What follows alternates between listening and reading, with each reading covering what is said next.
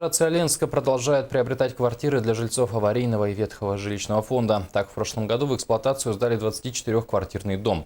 А до конца этого года в городе должны сдать еще 3 дома. Подробности в материале Светланы Валеевой.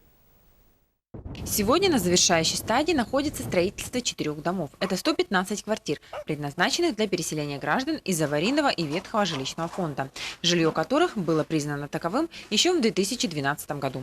Дома, как и планировал Александр Харунов, строятся только в камне. 67-квартирный дом по улице Рабочая, 2 40-квартирных дома по улице Орджоникидзе и 1 24-квартирный дом в микрорайоне Теплый Стан. Микрорайон Теплый Стан, 6-й дом на сегодняшний день. Там выполнены все общестроительные работы. На сегодняшний день закончена штукатурка, подведено тепло, вода, водоотведение.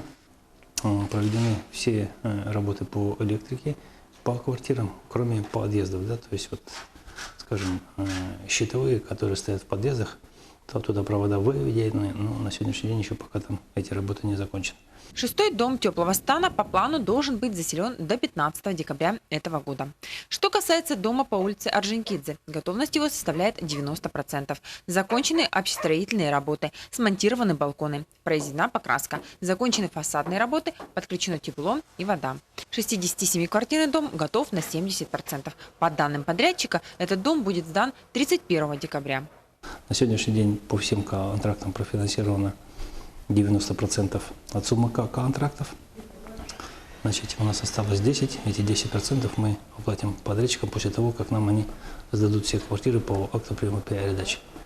Значит, я надеюсь, что в этом году вот рабочие 5, 7, 9, 11, 17Б, 28, частично это 30-й дом, мы сможем расселить, и люди, ну, скажем так, к Новому году получат хороший подарок в виде новых квартир.